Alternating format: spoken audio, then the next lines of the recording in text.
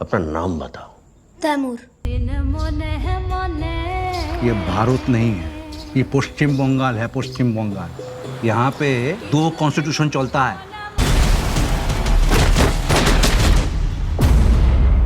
भारत का मुसलमान तो कन्वर्ट है, पहले तो सब हिंदू ही थे ना। ओ मिस्टर गांधी, हिंदू मुस्लिम एक नहीं है, अब सिर्फ अल्लाह को मानते हैं। भारत हिंदुओं का राष्ट्र है और हम सब नशे में चूर हैं और इस नशे का नाम है गांधी की अहिंसा। जिंदाबाद।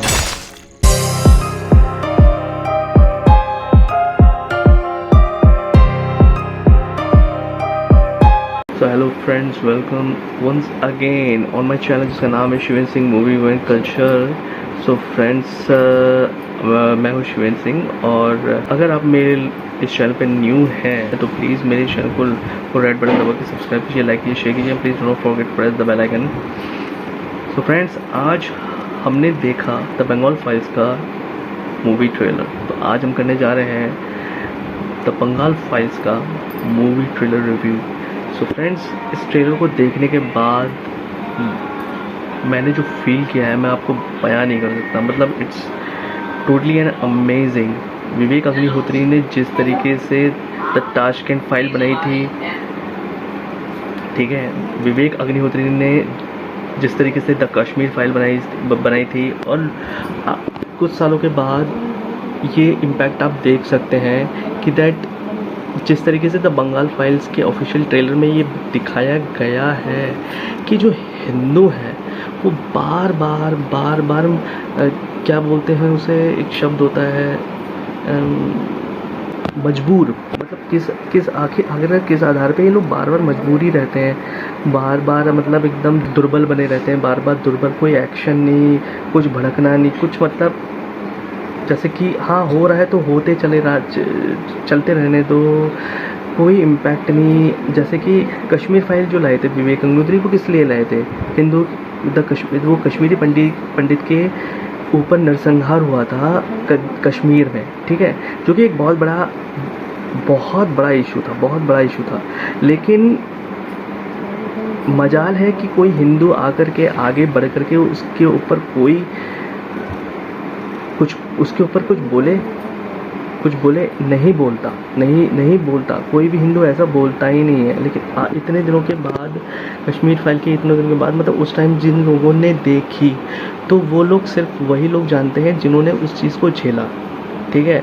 मतलब कि उस फिल्म के थ्रू ये दिखाया था विवेक अग्निहोत्री ने कि इतना सब कुछ नरसंहार होता रहा, ठीक है, हमारे ही लैंड को कब्जा करके किसी मुस्लिम संगठन ने या मुस्लिम दल ने या पॉलिटिक्स पार्टीज़ ने, ठीक है, अपनी पॉलिटिक्स कर करके वहाँ पे किस तरीके से, ठीक है, पीओके बनाया, ठीक है, आप समझिए, और किस तरीके से दबाव डाला गया, किस तरीके से टेरर वहाँ पे फैलाया गया, ठीक है। एक ये छोटा मोटा इशू नहीं होता है, मतलब ज़मीन में आप घुस रहे हैं और पॉलिटिकली तरीके से आपकी ही ज़मीन को हड़पा जा रहा है, ठीक है, हड़प करके और अपनी ज़मीन बताया जा रहा है और आपके ऊपर इतने ज़्यादा टॉर्चर किए जा रहे हैं, आपको मारा जा रहा है, आपको ख़त्म किया जा रहा है, आपको खदेड़ा जा रहा है आप ही ज़मीन से।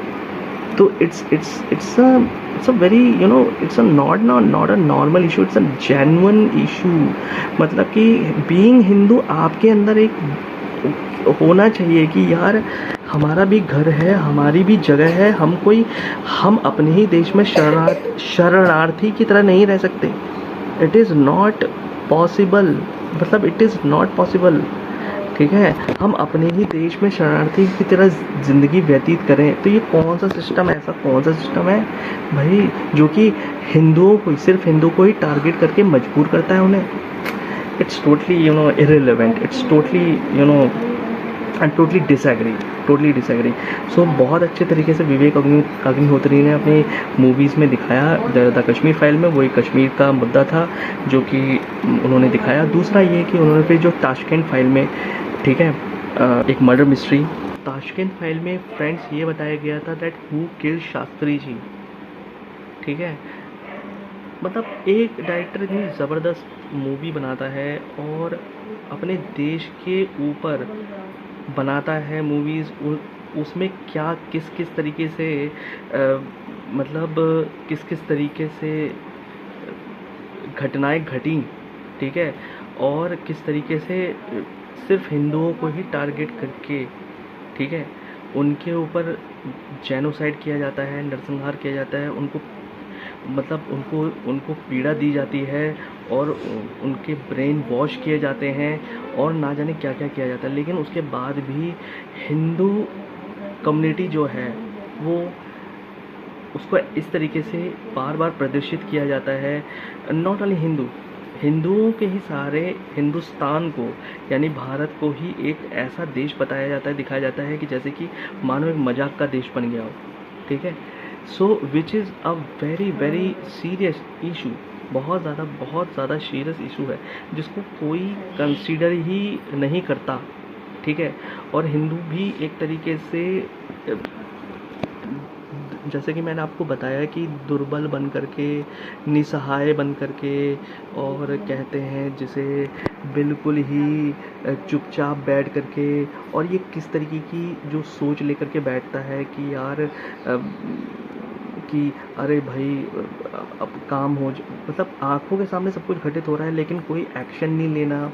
इट्स टोटली मैं समझता हूँ कि हिंदुओं की एक बड़ी हार है ये, इस मतलब ठीक है कि जब ये सब कुछ ये सारी चीज़ें हो रही थी तब क्यों सिर्फ हिंदू समाज ही बैठा हुआ था ऐसे, ठीक है, चुपचाप, जो कि चुपचाप बैठना मतलब कोई तो हो जो अपनी वॉइस को रेज़ करे। और हमेशा ही ऐसा हुआ है फ्रेंड्स, मैं आपको बताऊं कि जब जिसने भी अपनी वॉइस को रेज़ किया है, ठीक है ना, तो समझ जाइए आप क्या मतलब कि कुछ ना कुछ उसको पॉलिटिकल दबाव डाल करके और ना जाने क्या क्या नहीं बार बार मतलब फेरबदल करके या उसका ना जाने क्या क्या नहीं चीज़ अन्य प्रकार के दबाव डाल करके उसको समझ जाइए कुछ एंटी नेशनलिस्ट लोगों ने, ठीक है। सो तो फ्रेंड ऐसे ही बंगाल फाइल्स ये बयां करती है कि किस तरीके से कुछ इमिग्रेंट्स आते हैं बंगाल में और वो आ करके पहले तो वो 10% बनते हैं और फिर 20% बनते हैं और जब 30% बन जाते हैं तो वो पार्टीशन की बात करते हैं, ठीक है। तो ऐसे ही जो बंगाल है, पश्चिम बंगाल की कहानी है, ठीक है, उसी के ही अंदर मतलब पश्चिम बंगाल जो कि हमारा भारत का हिस्सा रहा है और अभी भी है, उसके तो कैसे उसके अंदर यानी ठीक है वेस्ट बंगाल। सो फ्रेंड्स, हमने ये देखा कि किस तरीके से द बंगाल फाइल्स के ट्रेलर में बताने का प्रयास किया गया है कि इस देश में, ठीक है, इस देश में किस तरीके से विवाद उत्पन्न किया जाता है, ठीक है। और मतलब द गांधी जी जिनको एक अहिंसा का सिंबल हमेशा से ही दिखाया गया है, ठीक है। और इसमें एक सीन दिखाया गया है दैट जब वो जिन्ना से बात कर रहे होते हैं तो जिन्ना साफ साफ कहता है कि नहीं, हम लोग हिंदू नहीं हैं और हम लोग हम लोग अलग हैं, ठीक है, हम लोग अलग हैं। मतलब कि मतलब उसमें कोई भी किसी प्रकार का कोई समझौता नहीं जिन्ना ने, ठीक है, जिन्ना ने आफ्टर 1947, ठीक है, जिन्ना ने किस तरीके से अपनी बात को जिन्ना ने किस तरीके से अपनी बात को रखा था और ये कहा था that we are Muslims and we are not Indians, ठीक है। और गांधी से साफ साफ कह दिया था, ठीक है, पार्टीशन किस तरीके से हुआ, ठीक है, किसके बेसिस पे हुआ। और गांधी जी का ये कहना कि दैट जिन मुसलमानों का यहाँ पे मन हो तो वो यहाँ पे रह सकते हैं और जिन मुसलमानों का इस देश से बाहर अगर अपना देश बनाना चाहते हैं तो वो वहाँ रह सकते हैं, ठीक है। तो मतलब कि ये जो डिसीज़न था गांधी जी का, ये मतलब ये कुल मिलाकर के ये कोई सटीक डिसीज़न किसी प्रकार से है ही नहीं अगर देखा जाए तो। क्योंकि अगर एक व्यक्ति ये अपने आप को आइडेंटिटी, अपनी आइडेंटिटी इस तरीके से दिखाता है कि that we are not Hindus, हम हिंदू नहीं हैं, हम मुसलमान हैं, हमें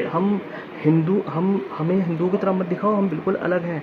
और इसमें जो इस तरीके से बताया कि जिस तरीके से डायलॉग मतलब कि ये एक जिसको एक फिक्शनल बोल सकते हैं, मैं इसको एक सीरियस तरीके से नहीं कह सकता हूँ कि एक्चुअल में इसके पीछे की रियलिटी क्या हो सकती है, और ये नहीं पता, मैं ये नहीं कह सकता।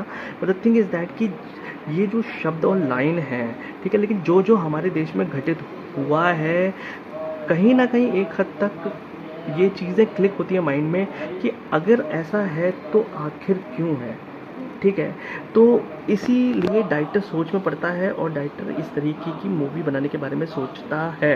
तो मतलब कि जिस तरीके से यहाँ पे एक डायलॉग होता है कि that we are not Hindus, we are Muslims, and आप लोग पूछते होगे कई लाखों भगवान को, और हम तो सिर्फ पूछते हैं अपने एक गॉड को, यानी अल्लाह, ठीक है। और हमें अपनी कंट्री चाहिए, अलग से कंट्री चाहिए, हमें एक इस तरीके की पॉलिटिक्स होती है कि ये कहना कि पार्टीशन, ठीक है, वो भी इस बयान के बाद, गांधी जी के इस बयान के बाद, ठीक है, बयान के बाद कि पहले गांधी जी ने अहिंसा का प्रचार करते हुए जब उन्होंने ये बोला कि दैट जिन मुसलमानों को यहाँ पे रहना है वो यहाँ पे रहे, और जिन मुसलमानों को जाना है तो वो चले जाए, ठीक है। उसके बाद जिन्ना का ये कहना कि हमें पार्टीशन चाहिए, हमें अपना कंट्री अलग से चाहिए, ठीक है। फिर उसके बाद अलग होने के बाद भी कई विवादों से किस तरीके से अपना देश गुजरता है, जिसमें मूवी की ट्रेलर में भी दिखा रखा है कि वेस्ट बंगाल, पश्चिम बंगाल में 2 कॉन्स्टिट्यूशन चलते हैं, एक होता है हिंदू का, दूसरा होता है मुसलमान का। मतलब कि पार्टीशन के बाद भी आखिर ये कौन सी ऐसी चीज़ है जिसको हम आज भी फेस कर रहे हैं, ठीक है। बार बार वही चीज़ें, जाति में बंटना, बार बार हिंदू को टारगेट करना, बार बार एक ही कम्युनिटी को क्या आखिरकार क्या प्रदर्शित करने की कोशिश करी जा रही है, ठीक है।